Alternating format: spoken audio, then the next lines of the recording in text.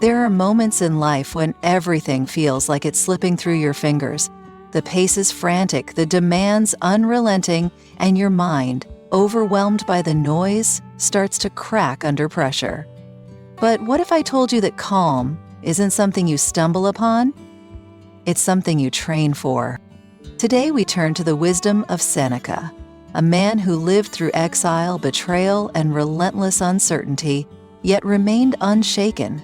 These aren't abstract ideas, they're ancient tools for mastering your mind in the modern world. And if you're someone who craves that kind of inner strength, you're in the right place. This is the Chill Stoic, where we explore timeless philosophy for real life. So if this resonates with you, consider subscribing. It's free, and it helps us grow this journey of stillness and strength together. Now take a breath. Tune in, because what you're about to hear might just change the way you face your next storm. Lesson 1. Focus on one thing at a time. Seneca once said, "To be everywhere is to be nowhere." In today's world, this quote feels more relevant than ever. We're constantly bombarded by notifications, to-do lists, and the pressure to be productive on all fronts. Multitasking has become a badge of honor, but is it really making us stronger, or is it quietly eroding our peace of mind?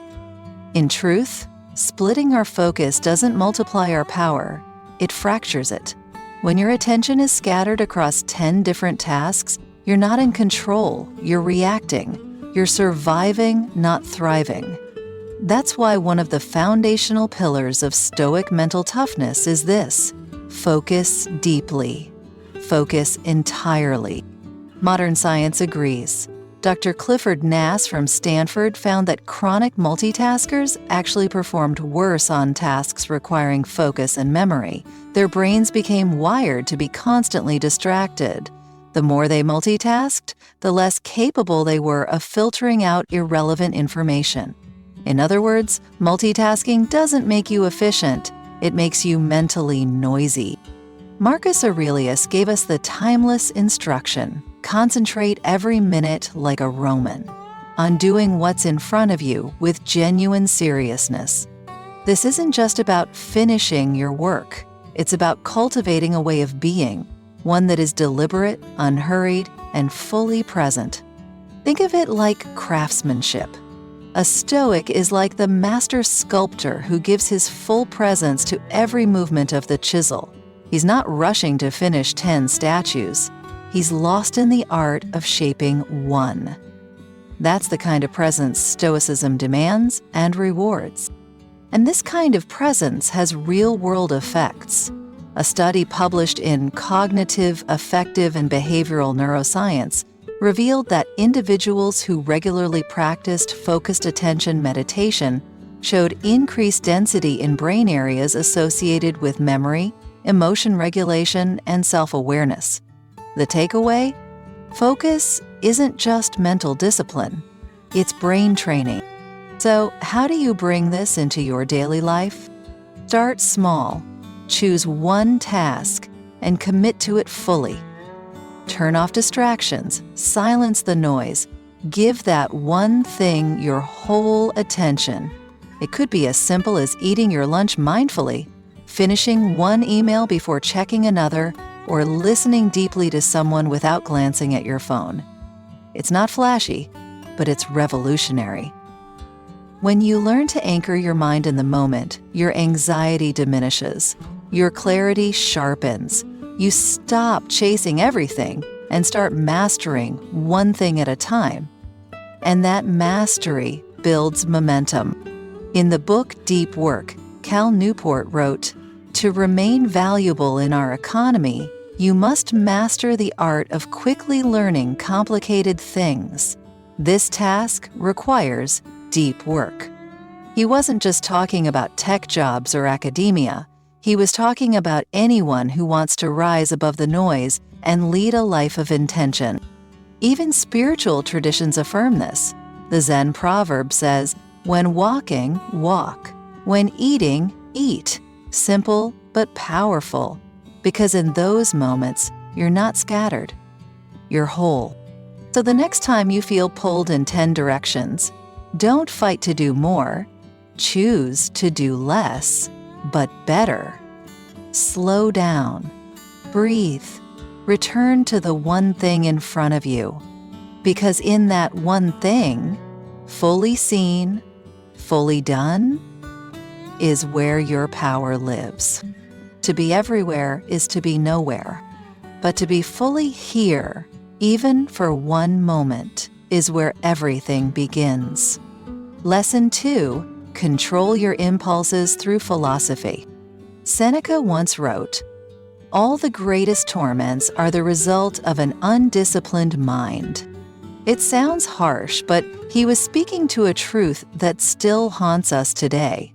In a world that constantly triggers us with headlines, temptations, and pressure, we're often one reaction away from regret. One outburst, one impulse, one careless word, and everything shifts. But here's the secret the Stoics knew: self-control isn't about suppression, it's about understanding. And once you understand your emotions, you can choose how to respond rather than be ruled by them. Modern psychology confirms this. According to Dr. Daniel Goleman, author of Emotional Intelligence, people with higher emotional regulation tend to experience greater success, stronger relationships, and fewer mental health issues. Why? Because they don't let temporary emotions dictate permanent decisions. They pause, they choose. This is where philosophy becomes a life-saving tool. It gives us a framework to step back from our impulses and ask, is this action aligned with my values? Stoicism doesn't tell you to erase your emotions. It teaches you to examine them, to hold them up to the light, to ask whether they serve you or sabotage you. Epictetus said, "No man is free who is not master of himself." That mastery doesn't happen in a single moment. It's a lifelong practice of watching your mind with curiosity, not condemnation. Let's be honest, we all have impulses we're not proud of. The urge to lash out in anger, the craving to numb ourselves with distraction, the temptation to speak before thinking. But when you bring awareness to that urge, you've already begun to disarm it. Aristotle called this balance the golden mean, the place between excess and deficiency. For example, courage lies between cowardice and recklessness. And when it comes to impulse control, that same principle applies. It's not about freezing into inaction and not about exploding into chaos. It's about choosing the middle path, thoughtful, measured, and rooted in virtue. One powerful practice the Stoics used was journaling. Before bed, Marcus Aurelius would write down the moments he lost control and reflect on how he could respond better next time. Not with shame, with intention. That's the key difference. And neuroscience backs it up. Studies on mindfulness show that just 8 weeks of daily reflection or meditation can reduce activity in the amygdala, the brain's fear and fight center, and increase gray matter in the prefrontal cortex, the center of reason and decision-making. Simply put, the more you pause and reflect, the more power you gain over your reactions. So, how can you apply this? Start small. The next time someone says something that offends you, don't answer right away. Breathe. Count to 5. Ask yourself, is this worth my energy? Or when a craving rises, whether for food, distraction, or validation, ask, is this impulse moving me closer to who I want to become? Remember, self-control isn't about white-knuckling your way through life. It's about aligning your actions with your values, even when your emotions beg you to do otherwise. Seneca once said, "A man who suffers before it is necessary suffers more than is necessary." Impulse is suffering before wisdom has had a chance to speak. But when you give wisdom the microphone, everything changes. So choose to respond, not react. Choose to examine, not explode. Because the strongest person in the room isn't the loudest. It's the one who can sit with discomfort and still choose virtue over chaos. That's not weakness, that's strength. And it's a strength you can build, moment by moment, thought by thought, until your mind becomes your ally, not your enemy. Lesson 3. Always be prepared. Practice premeditatio malorum. Seneca once offered a powerful line of advice. Rehearse them in your mind. Exile, torture, war, shipwreck. All the terms of our human lot should be before our eyes. At first glance, it might sound dark or even pessimistic. Why should we think about tragedies before they happen? Shouldn't we stay positive, focus on the good? But Seneca wasn't trying to depress us. He was trying to prepare us, to strengthen our minds before life demanded it. This ancient practice is called premeditatio malorum, the premeditation of evils. It's not about fearing the worst, it's about training for it. Just like a firefighter practices drills or a pilot simulates emergencies, the Stoic prepares for adversity long before it arrives. Why? Because life doesn't ask for permission before it changes. One phone call, one diagnosis, one accident, and everything shifts. The question isn't if challenges will come, it's whether you'll be ready when they do. Modern psychology confirms this idea. Dr. Karen Revick from the University of Pennsylvania explains that people who regularly anticipate and plan for negative scenarios build greater psychological resilience. They recover faster from stress, feel less panic, and respond with more clarity. Why? Because they've already mentally walked the path once before. Think of athletes. They don't only train for best-case moments, they train under pressure, fatigue, and simulated chaos. Why? Because the real challenge never shows up under perfect conditions. The Stoics approached life the same way. They asked, what would I do if I lost everything? If I was exiled, insulted, betrayed? Not because they wanted suffering, but because they wanted to become unbreakable. This isn't a call to live in constant fear. It's a strategy to dismantle fear. By imagining the worst, we shrink its power. We begin to see that even if the worst happened, we would still have ourselves, our reason, and our dignity. There's a subtle peace in that kind of preparedness. If you've already considered the pain of loss, betrayal, or failure, it no longer blindsides you. It stings, yes, but it doesn't sink you. Let's take an example. Imagine you're worried about losing your job. The anxious mind spins in circles. What if I can't pay rent? What will my family think? The Stoic mind pauses, breathes, and says, if I did lose this job, how would I respond? What skills could I fall back on? What doors might open that I hadn't yet seen? That's not fantasy, it's preparation. And that preparation becomes power. The U.S. military even applies this principle. In their mental toughness training for elite units, soldiers are taught to visualize worst-case scenarios in advance. This way, when chaos actually hits, the mind doesn't freeze, it knows what to do. That's not luck. That's rehearsed calm. You don't need to be in combat to apply this. You can rehearse. What if I lose someone I love? What if I get rejected? What if this dream doesn't work out? And then gently, without panic, walk yourself through your response, your resilience, your next move. Seneca taught this not to make us fearful, but fearless. Because when you face the worst in your imagination, you don't have to live in dread of it. You meet life with open eyes and a steady heart.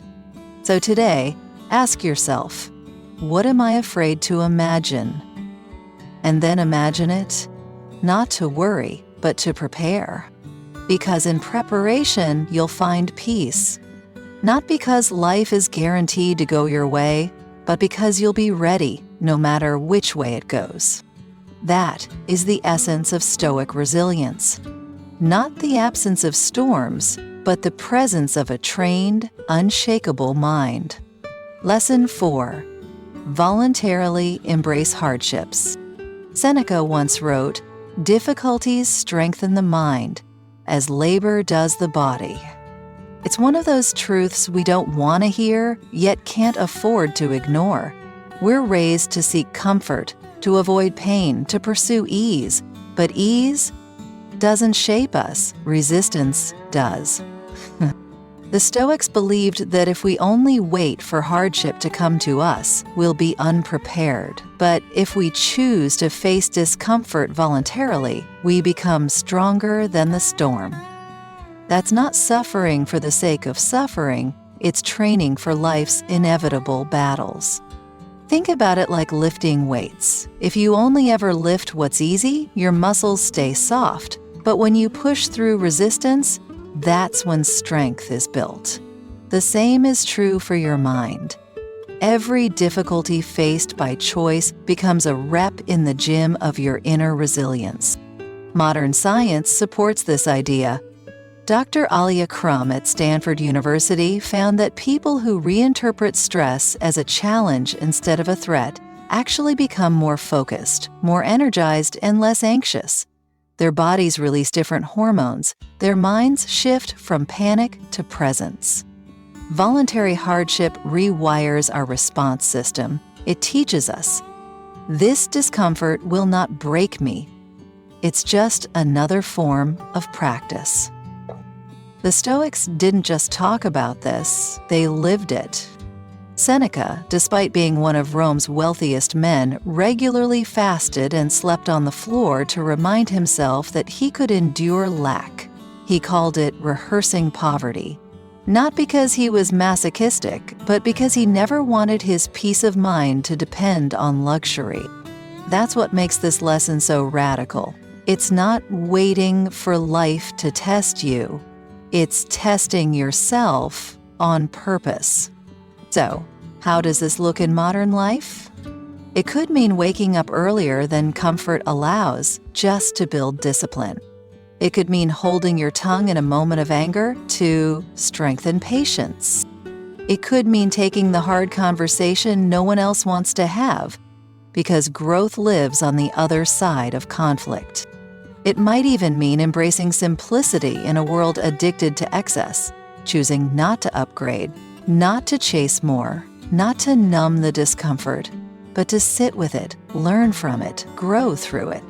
Every time you lean into discomfort, you teach yourself, I can do hard things. I don't need everything to be perfect. I can bend, but I will not break. This mindset transforms fear. You stop avoiding challenges and start inviting them, not because you enjoy pain, but because you trust in your own becoming. In psychology, this is known as stress inoculation, the process of gradually exposing yourself to difficulty so that over time, your response becomes calmer, more confident, and less reactive. It's not unlike a vaccine. A small dose of discomfort today strengthens you for the storms of tomorrow. So when hardship finally arrives, and it always does, you're not caught off guard. You've been here before, you've practiced, and you're ready. As Friedrich Nietzsche later echoed, he who has a why to live can bear almost any how. Voluntary hardship helps you discover your why and fortify it. Because when you're no longer afraid of discomfort, you become unstoppable. So choose the stairs over the elevator. Choose presence over avoidance. Choose the hard road when it builds the better you. Life will test you, but the Stoic invites the test, not to suffer, but to grow.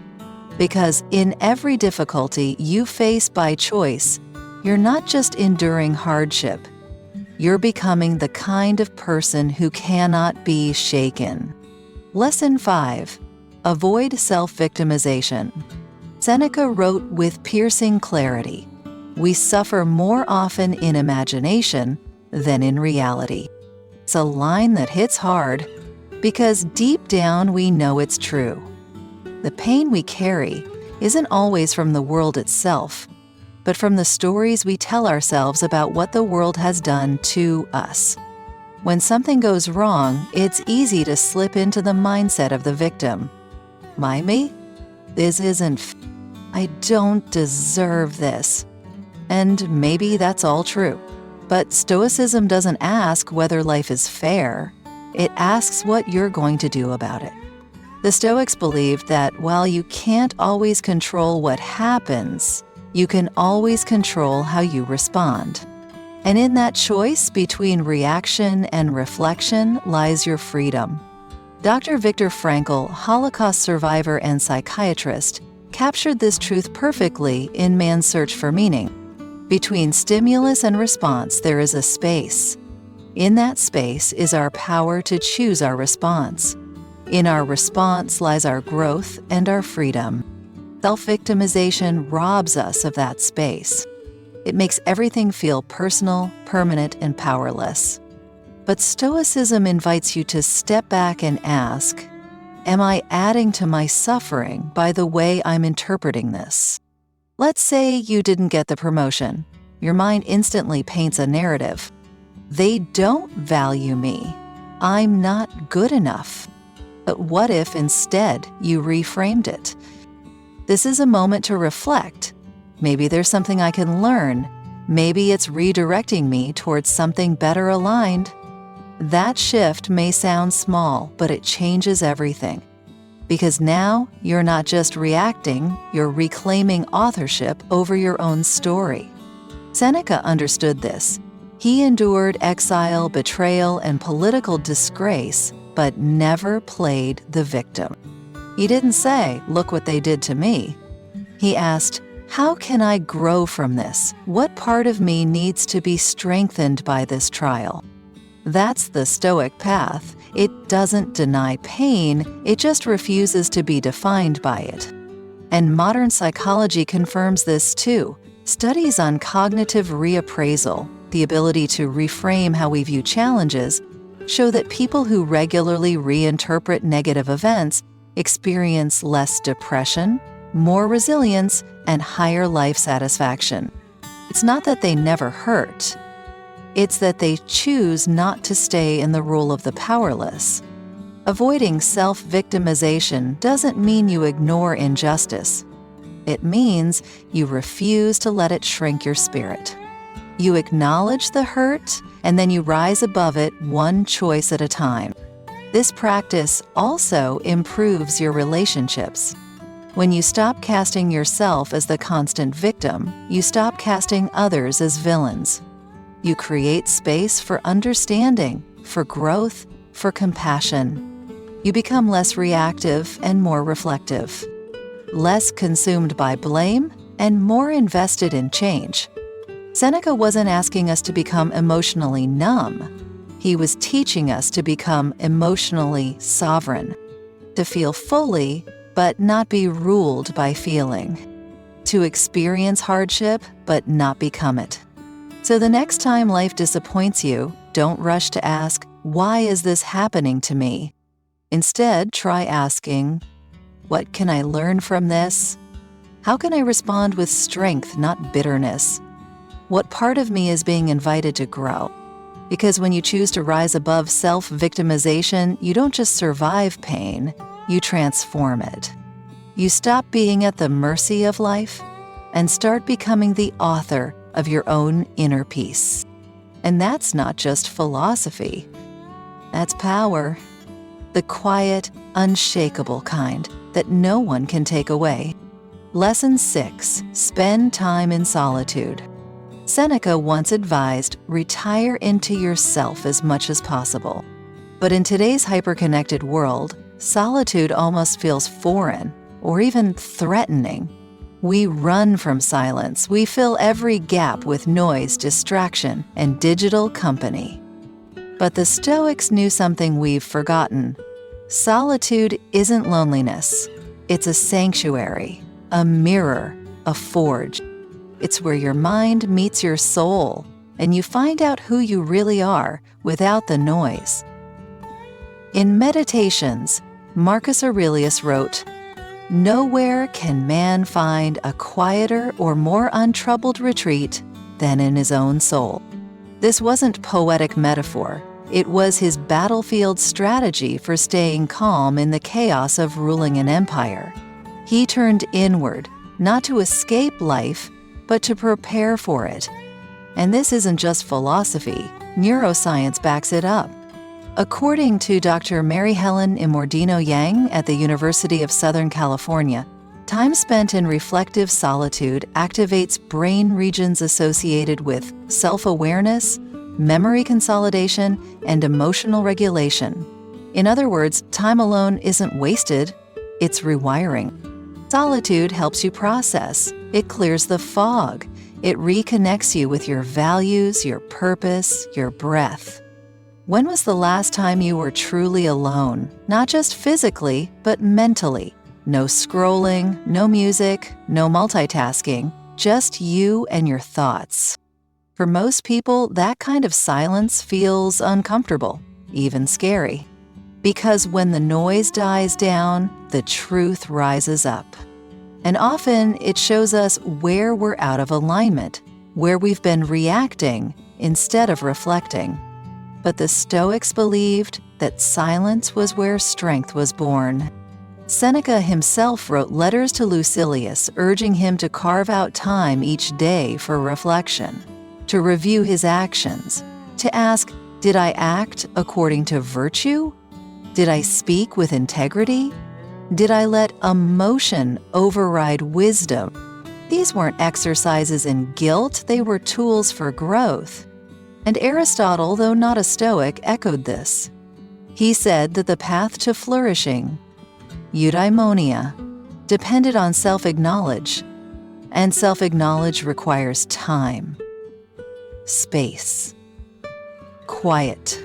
Solitude is where your inner compass gets recalibrated. Without it, you drift. With it, you anchor. But solitude doesn't mean isolation. The Stoic retreats not to escape others, but to serve them better. When you take time to align your thoughts, you return to the world with more clarity, more presence, and more compassion. You stop reacting from fatigue or ego and start responding from stillness.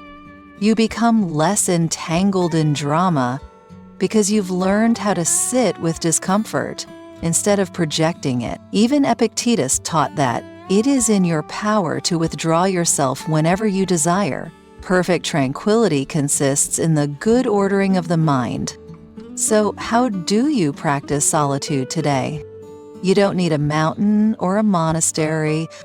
Start with 10 minutes, no phone, no noise, just sit, breathe, reflect. Ask yourself, what did I do today that I'm proud of? Where did I act out of fear instead of wisdom? What truth am I avoiding? And then just listen. Not to judge, but to understand. Because the more you understand yourself, the less the world can throw you off course. In solitude, you remember that your worth isn't tied to productivity, validation, or noise. It's tied to who you are when no one's watching. So step back, turn inward, retreat, not to disappear, but to return stronger. Because the quietest moments are often where the deepest transformations begin. And in a world that constantly pulls you outward, choosing to go inward is a revolutionary act of strength. Now, Durham Wright. You've just walked through 6 timeless lessons from one of history's greatest minds. Not theory, not fluff, but tools, forged in adversity to help you rise above the chaos of the modern world. Focus on one thing at a time. Control your impulses before they control you. Be prepared, not paranoid, but mentally ready for whatever may come. Choose hardship not because you love pain, but because you love who you become through it. Refuse to be the victim of your own story, and retreat into yourself, not to escape life, but to live it more intentionally. Seneca didn't promise a painless life. He promised that if you lived with philosophy, no pain would own you.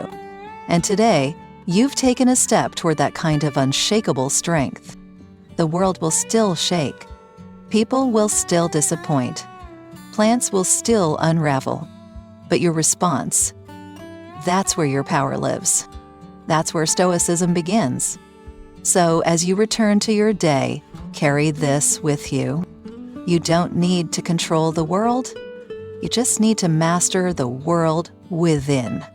And if you can do that, if you can walk through fire and still choose virtue, then you're not just surviving, you're becoming the kind of person this world desperately needs. Thank you for joining me on this journey into ancient wisdom and modern strength. If this episode moved something in you, share it. And if you're hungry for more, explore the next chapter, because the Stoic path is long, but it's worth every step. Until next time, live with intention, speak with courage, and hold fast to what makes you unshakable.